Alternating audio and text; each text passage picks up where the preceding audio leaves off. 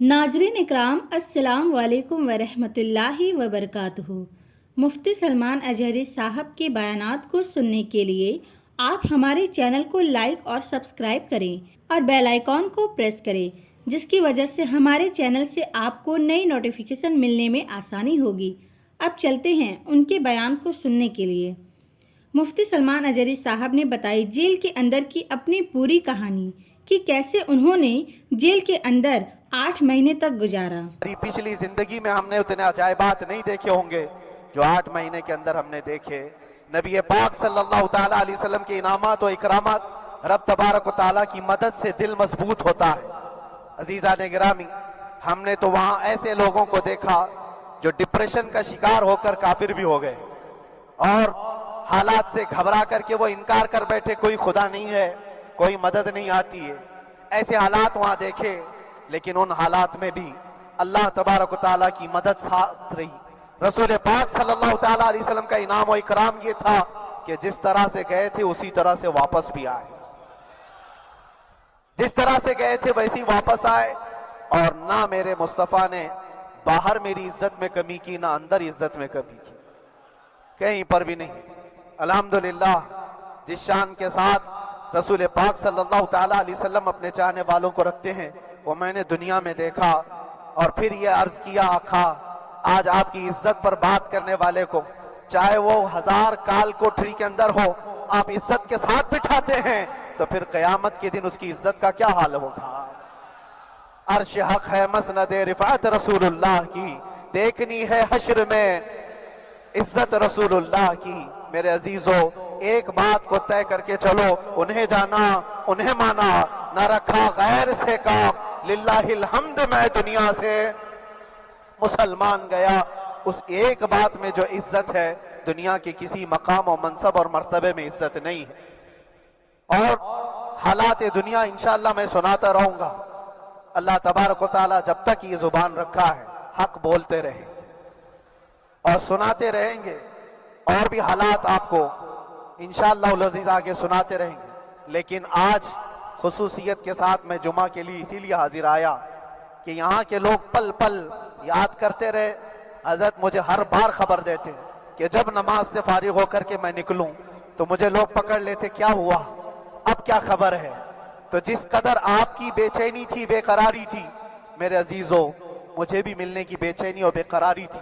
लेकिन ये एक स्टेज था जिससे गुजारा गया है, एक मकाम था जिससे गुजारा गया। मैं तो एक निकम्मा आदमी, मैं तो एक कम पढ़ा हुआ हूं। लेकिन आपको बुजुर्गान दीन की अगर तारीख पता हो, इमाम आजम अबू हनीफा रदी अल्लाह ताला जिनको नाहक जेल में रखा गया था, इमाम मूसा काजिम रदी अल्लाह ताला 7 साल तक कैद में रहे। ये कौन इमाम मूसा काजिम, जिनके दरबार में जाने के लिए गौसे आजम अब्दुल कादिर जिलानी रदी अल्लाह ताला 4 किलोमीटर दूर अपनी चप्पल उतार दिया करते थे। इमाम मूसा काजिम का वो दरबार है जिनको बाबुल हवाइज कहा जाता है। उस इमाम को 7 साल तक बगैर किसी कसूर के कैद में रखा गया। और हद तो ये है कि उसी कैद खाने में जहर देकर के आपको मारा गया है। आपका जनाजा जेल से निकला था। इमाम अहमद बिन हंबल, जिनको 5 लाख हदीसें याद हैं नबी पाक सल्लल्लाहु ताला अलैहि वसल्लम की, बगदाद के सरे बाजार आपको नंगी पीठ पर कोड़े मारे गए। आपको अंदाजा है, बुजुर्गान दीन की एक लंबी फहरिस्त है। जब मैं वहां गया था तो एक बुजुर्ग की बड़ी याद आई, वो थे हजरत मुजद्दिद अल-फैसानी रदी अल्लाह ताला। अकबर जैसे डिक्टेटर के सामने, उस जमाने के सबसे बड़े डिक्टेटर बादशाह के सामने आपने हक बात का ऐलान किया था।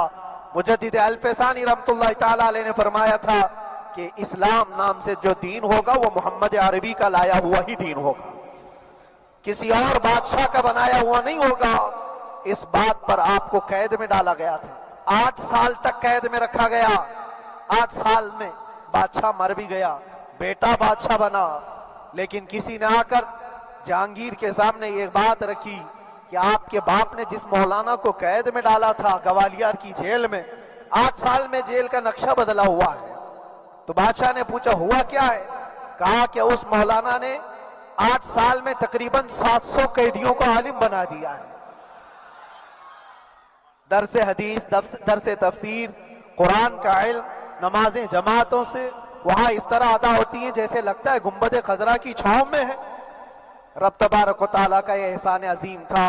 ان 8 مہینوں میں بحمدہ تعالیٰ میں نے اپنی لائف میں کبھی اتنی امامت نہیں کی تھی جتنی وہاں امامت کیا، اس لیے کہ پابندی نہیں ہو پاتی۔ جب جب امام رہا مسجد میں چھٹیاں ہوا کرتی تھی، ادھر ادھر آنا جانا، لیکن وہاں پر کبھی کسی نماز میں چھٹی نہیں ہوئی۔ اور امامت اللہ تبارک و تعالیٰ کو جہاں لینا ہے وہاں لیتا رہے۔ اور مجھے اس بات کا تھوڑا قلق تھا، 24 سال سے میں تراویح سنا رہا تھا، 24 تراویح ہو چکی تھی، رمضان المبارک کا 24 گزر چکے تھے، 25واں سال تھا، ظالموں نے مجھے رمضان سے پہلے اندر کر دیا۔ بار بار یہ خواہش ہوتی تھی کہ میری تراویح چھوٹنے نہ پائے، 25ویں تراویح ہے، 25ویں محراب ہے، لیکن رب تبارک و تعالیٰ کا احسان، اندر موجود سارے مسلمانوں نے یہ مطالبہ کیا کہ ہم یہاں جماعت سے تراویح قائم کریں گے۔ اور اب تک لوگ الم تری کیف والی تراویح کبھی کبھار پڑھ لیا کرتے ہیں، لیکن سارے لوگوں نے مل کر کے یہ اتفاقاً کہا کہ ہم پورا قرآن آپ سے سننا چاہتے ہیں۔ کیسے کیسے قیدی تھے، کیسے کیسے کرائم والے تھے۔ میں نے کہا آج میں ایک دن پڑھاتا ہوں، ایک پارہ پڑھوں گا، آپ کو اگر لگے تو بتا دینا، بھاری پڑ جائے، کیونکہ لوگ سارے کرمنل ہیں اور کئی طرح کے جرائم کیے ہوئے لوگ ہیں۔ نماز دین سے کہاں زیادہ رشتہ، کہاں ہو سکتا ہے یہ گھبرا کر بھاگ جائیں۔ ایک دن پڑھاؤں گا، اگر آپ کو لگے تو بول دینا، نہیں تو کل سے الحمد للہ پہلے دن تراویح پڑھائے، دوسرے دن سارے لوگوں نے کہا آپ نے ایک پارہ پڑھایا ہے، سحری تک بھی پڑھائیں گے تو انشاءاللہ کھڑے رہیں گے۔ ماشاء اللہ، سبحان اللہ۔ اللہ سبحانہ تعالیٰ کا لاکھ لاکھ شکر ہے کہ انہوں نے ہمیں محمد مصطفیٰ صلی اللہ تعالی علیہ وسلم کا امتی بنایا۔ اکثر کر کے دیکھا گیا ہے کہ جو لوگ اللہ کے خاص بندے ہوتے ہیں نا، اللہ انہیں ہی آزمائشوں میں ڈالتا ہے، اور اللہ کے جو نیک بندے ہوتے ہیں ایسے آزمائشوں میں بھی اپنے ایمان کے ساتھ رہتے ہیں۔ اللہ تبارک و تعالیٰ سے یہی دعا ہے کہ جب بھی ہماری موت آئے تو ایمان پہ ہی آئے، کیونکہ اللہ کے سوا کوئی معبود نہیں، اور ہمارے پیارے آقا محمد مصطفیٰ صلی اللہ تعالی علیہ وآلہ وسلم اللہ کے رسول اور ان کے محبوب ہیں، اور ہم ان کی امتی ہیں، اور یہ ہمارے لیے بہت فخر کی بات ہے۔ آج کے لیے بس اتنا ہی۔ اگر آپ کو ہمارے چینل سے جڑے رہنا ہے تو ہمارے چینل کو سبسکرائب ضرور کریں۔ جزاک اللہ خیر۔